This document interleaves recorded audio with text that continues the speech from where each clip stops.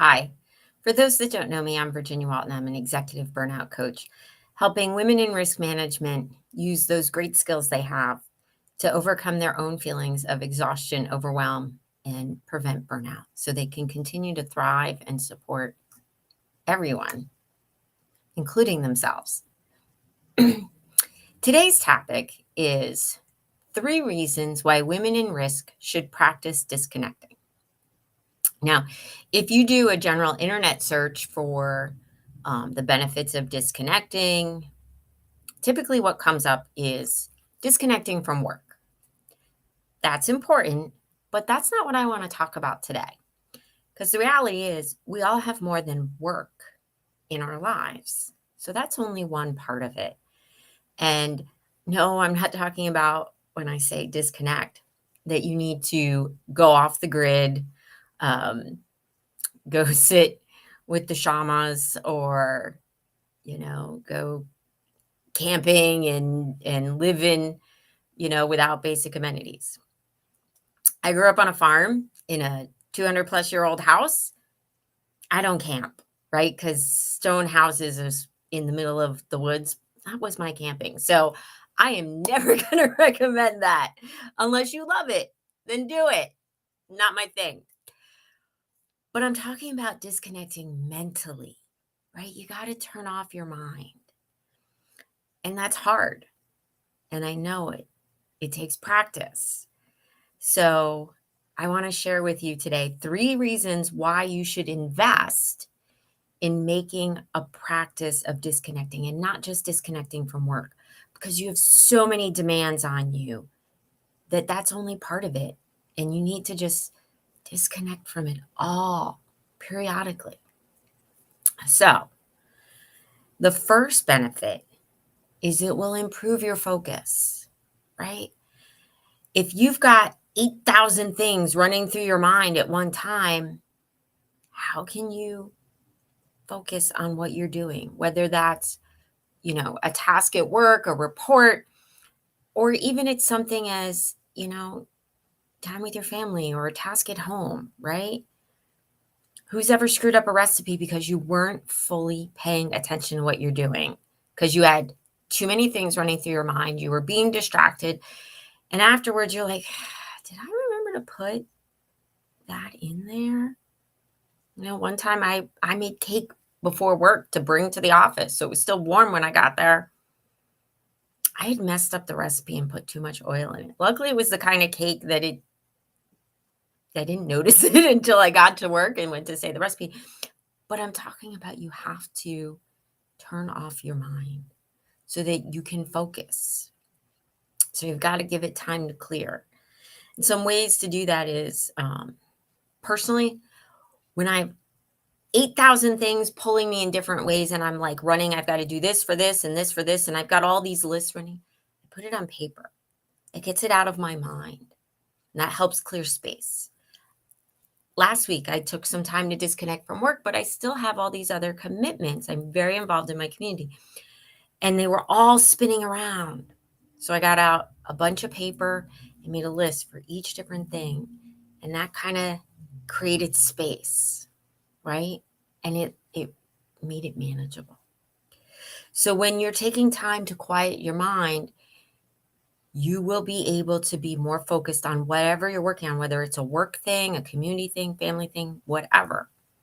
And if you are more focused, you will be more productive, right? Because think about it.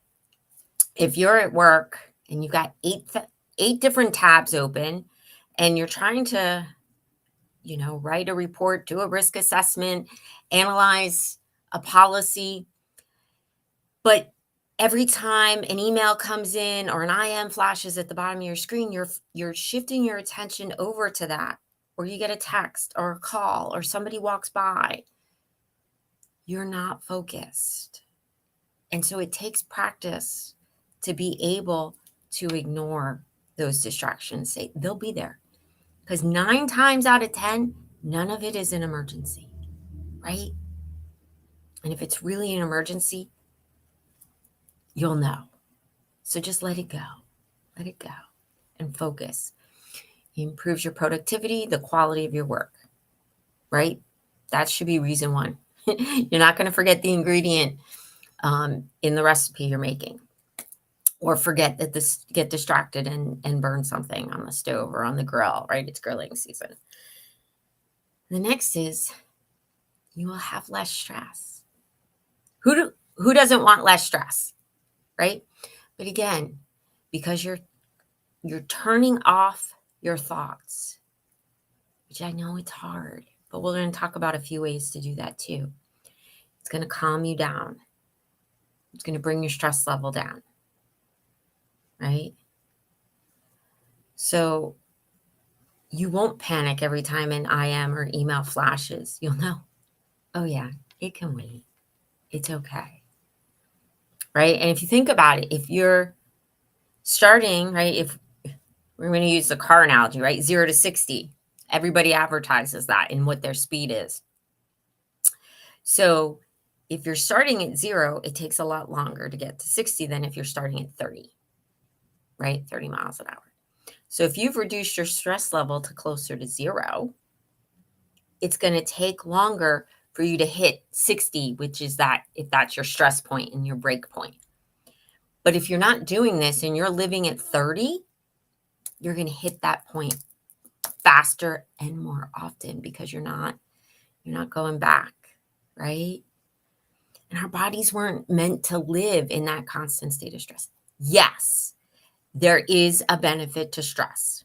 Cue tiger, fire, pending car accident, child bookcase falling on small child, right? That stress reaction, that rush of endorphins and adrenaline prevent danger, right? If a lion was chasing us, we needed to be able to run fast rather than sit there and be like, oh, I'm all chill, right? You're going to be eaten. Same thing with a fire. You need to get out.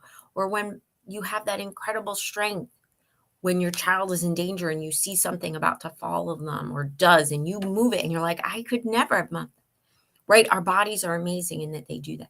But it was designed to protect us, not to live that way, okay?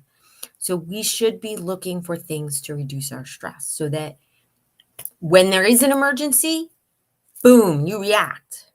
But you don't want to live that way. So turning off your mind and disconnecting from all the stuff going on will help reduce your stress for when you really need it to be beneficial rather than just living where it's not healthy, right? Have you seen an article that said stress can lead to health issues, weight gain? Hello, I'm a woman in my mid 40s. Yeah, really cognizant of that. Third benefit, improved health. Yeah. I'm going to use meditation because that's, the most common way to disconnect. And if you don't like to meditate, it's okay. I'm going to give you some other suggestions, right? If you feel kind of silly, or that's too woo-woo. It reduces anxiety. Again, it reduces your stress, and that can lower your blood pressure. So it's not just your mental health, but it's also your physical health, right? It will improve the quality of your sleep, which improves your overall quality. So again, having a regular practice of disconnecting your mind, not just disconnecting from your work email and conference calls for a week, but regularly just giving yourself time to just be, will improve your focus and productivity at work, will reduce your stress, and will improve your physical and mental health. Seems like a no-brainer, right? If you're doing cost-benefit analysis, risk-reward analysis, this seems like no-brainer. You're like, yeah, but I've got so much going on, Virginia. I don't know how to do it. I've tried meditating.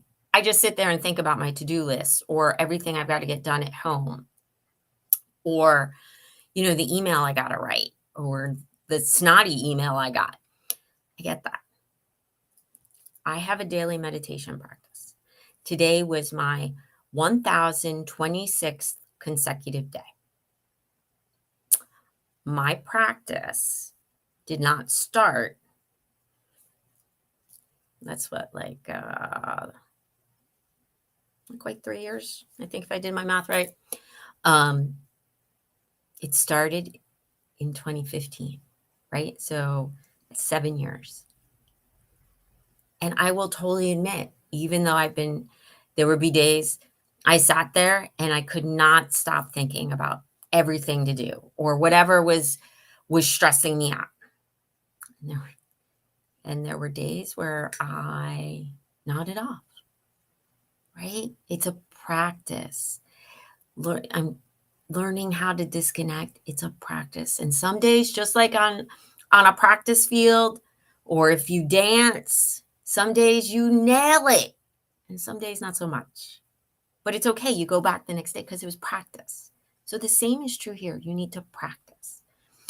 So if you're like, when I sit down and I just try to be quiet, I can't turn off my mind. Don't try to make it a long period of time. Start with a small few minutes, maybe 3. And once you can consistently do 3, then make it 4 and move up, right? Like anything. If you're a runner, the first time you started to run, you didn't go do a marathon, right? You started with half mile or a mile and you worked up and your pace improved. Same thing. Some simple ways to start are just sit and just really focus on your breath. The in, the out. If you have to say it in your head, so that's the only thought in your head right there at the moment, do it. Nobody's here. In the book Atomic Habits, one of the things the author recommends is dedicating a space to where you're trying to form a new habit. So you don't have to have some fancy meditation cushion or chair.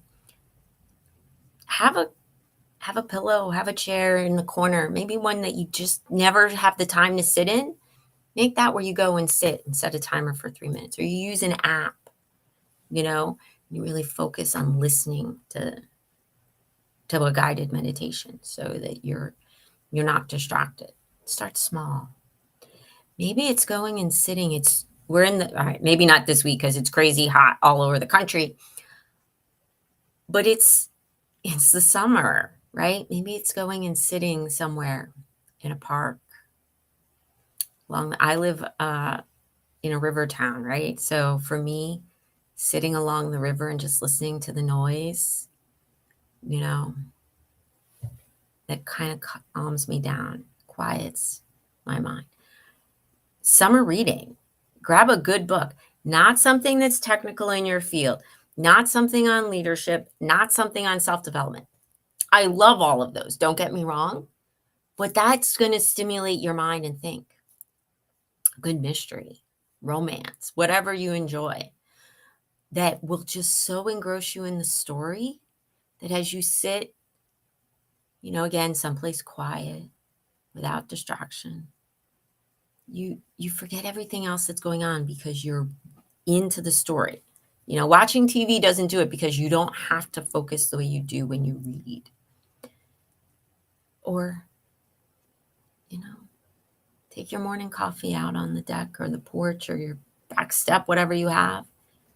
Just really take notice of what's going on around you and just focus. Quiet your mind so you can focus on just one thing. And it takes time. If you go out and do it and you're like, well, all I heard was the noises, traffic, my phone was beeping. Well, leave your phone in the house for a cup of coffee. You can do it. We can walk away from our phones. As your practice gets stronger and you get better at this, guess what?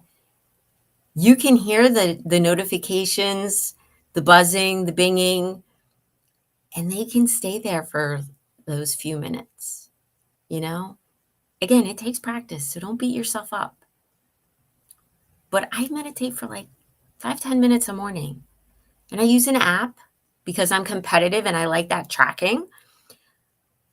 But I've gotten to the point where if I hear the notification on my phone, I don't have to grab it. Like, it'll be there. And I go back and just focus and sit quietly. You can do it. Start small and build the habit. If you don't know how, I'm here to help. So, again, in conclusion, the 3 reasons you should practice disconnecting: increased focus, improved productivity, um, less stress, and improvements on your physical and mental health, right? Win-win. So take the time to start finding a new habit to just quiet your mind and disconnect from all your responsibilities regularly, whether it's daily or an hour a week, whatever works with your schedule where you can build that habit. But you got to start. And it won't be easy, and that's okay. Don't beat yourself up. I'm here to help. Um, Hopefully, you found this helpful. Feel free to share it if you think someone else needs to hear this to help get them in a calmer state so they can be more productive and effective. With that, be well.